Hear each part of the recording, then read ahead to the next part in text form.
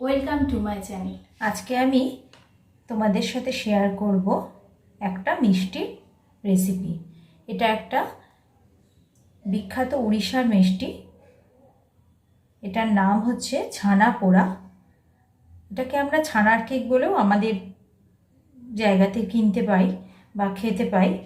মিষ্টির দোকানে এটা ছানার কেক বা ছানা পোড়া বলে বিক্রি হয়। এটা একটা দারুণ টেস্টি ছানা দিয়ে তৈরি করা মিষ্টি। আমি নিয়ে নিয়েছি এখানে 2 লিটার দুধের ছানা। প্রথমে আমি ছানাটাকে একটা মিক্সিং বোলে নিয়ে নেব।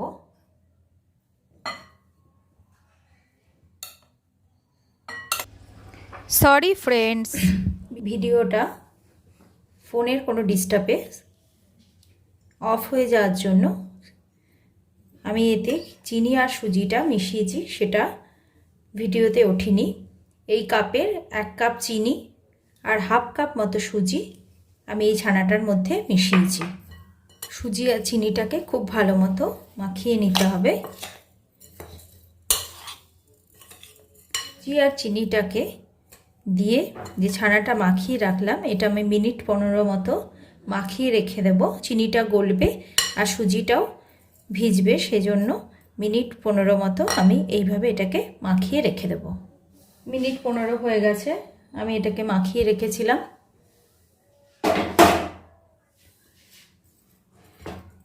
দেখো চিনিটা অনেকটা ভিজেছে, কিন্তু আমাকে বানানোর জন্য একটা স্মুথ ব্যাটার বানাতে হবে। সেজন্য আমি ইউজ করব খানিকটা দুধ। প্রথমেই পুরো দুধটা দেব না, অল্প দুধ দেব। তোমরা এক্ষেত্রে ছানার জলটাও ব্যবহার করতে পারো বা দুধও ইউজ করতে পারো। লিকুইড দুধ ইউজ করা যেতে পারে। দুধ ইউজ করছি, সেটা বরঞ্চ কেকটার জন্য আরও বেশি ভালো হবে।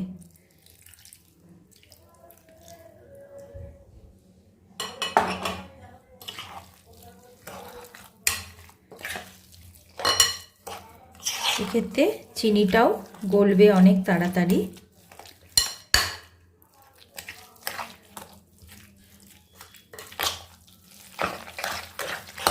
ব্যাটারটা ডলে ডলে খুব স্মুথ বানিয়ে নিতে হবে, যাতে কোনো ছানার লাম্পস না থাকে।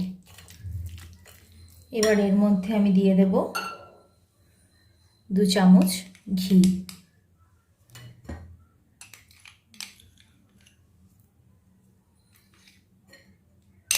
আমি 2 চামচ ঘি নিয়েছিলাম, 2 চামচ ঘি এর সাথে আমি মিশিয়ে দেব।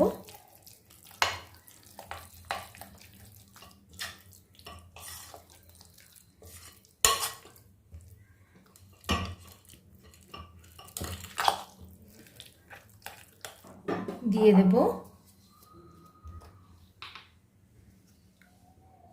ফ্লেভারের জন্য ভ্যানিলা ফ্লেভার ইউজ করছি। তোমরা এর পরিবর্তে এতে এলাচ গুঁড়োও দিতে পারো, আবার যে কোনো ফ্লেভারও ইউজ করতে পারো। আমি দিয়ে দিচ্ছি 3-4 ফোঁটা ভ্যানিলা ফ্লেভার। খুব সামান্য ফ্লেভার দেব।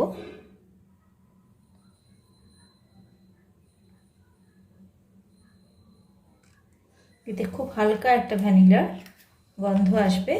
এটা কেকটা খেতে খুব ভালো লাগবে। আবার তোমরা এলাচের দানাও ব্যবহার করতে পারো। এর মধ্যে দিয়ে দেব টুকরো করে রাখা কাজু, কিছু কিশমিশ,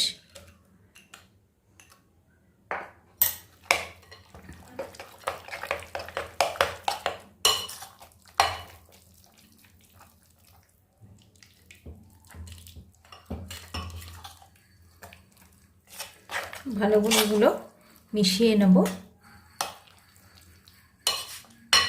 কেকটা বসানোর জন্য আমি নিয়ে নিয়েছি একটা মোল্ড। বেকিংয়ের জন্য কোনো অ্যালুমিনিয়ামের কন্টেনারও নিতে পারো বা কেকের মোল্ডেও তৈরি করতে পারো। এতে আমি মোল্ডটাতে ঘি ব্রাশ করে দেব।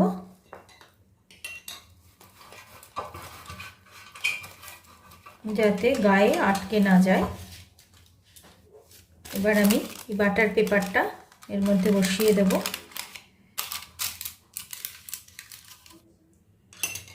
বাটার পেপারটার ওপরেও একটু ঘি ব্রাশ করে দিলাম। পেপারটা তাহলে খুব সুন্দরভাবে কেকের গা থেকে বেরিয়ে আসবে। কেকটা আমি এই প্রেশার কুকারটাতে তৈরি করব। দেখো এতে আমি খানিকটা লবণ দিয়ে দিয়েছি। এই লবণটা একটু লালচে রং হয়েছে দেখতে পাচ্ছ। এটা আমি সবসময় কেক বানানোর সময় লবণটা ইউজ করি, তাই আমি গ্যাসটা জ্বালিয়ে দেব। এবার এটাকে ঢাকা দিয়ে মিনিট 10 মতো এটাকে হিট করে নেব। এবার এই মোল্ডের মধ্যে ব্যাটারটা আমি দিয়ে দেব।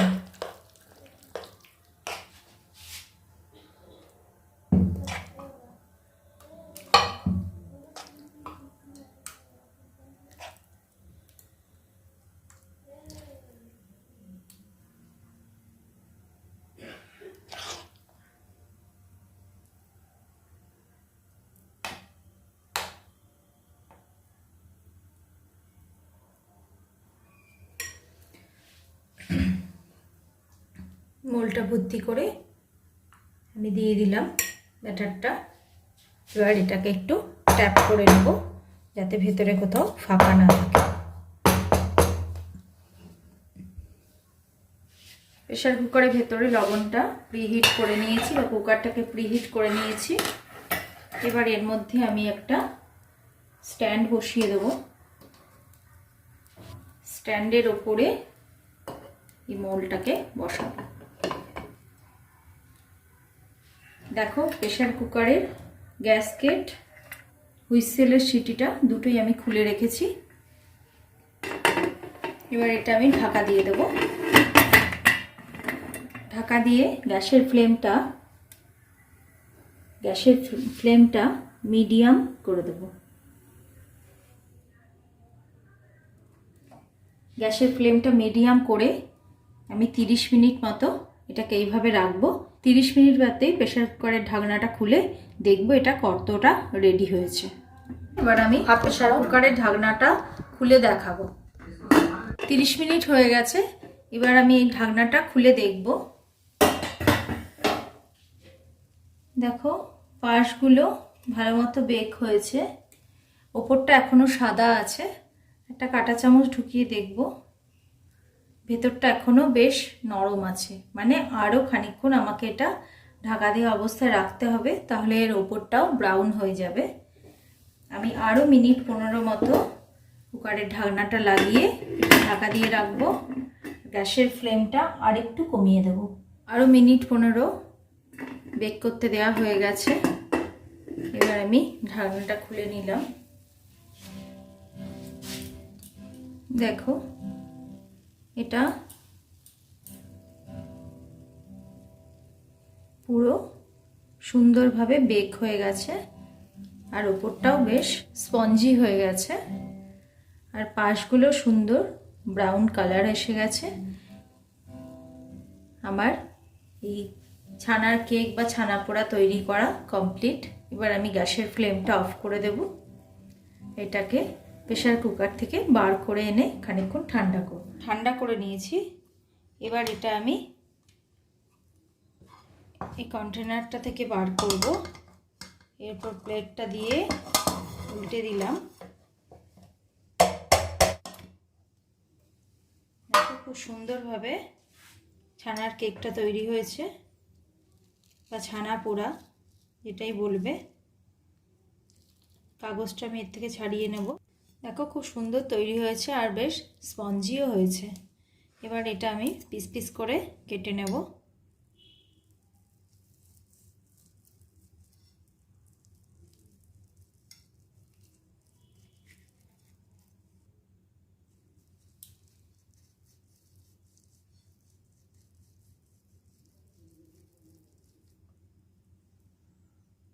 ছানার কেক বানানোর এই রেসিপিটা তোমাদের যদি ভালো লেগে থাকে অবশ্যই আমাকে কমেন্ট বক্সে জানিও, আর এটা অবশ্যই বাড়িতে একবার ট্রাই করো। আমার চ্যানেলটা ভালো লাগলে লাইক, শেয়ার, সাবস্ক্রাইব করবে। বেল আইকনটা অবশ্যই প্রেস করো, আমি যাতে নতুন ভিডিওর নোটিফিকেশনগুলো তোমাদের পাঠাতে পারি। Thank you friends.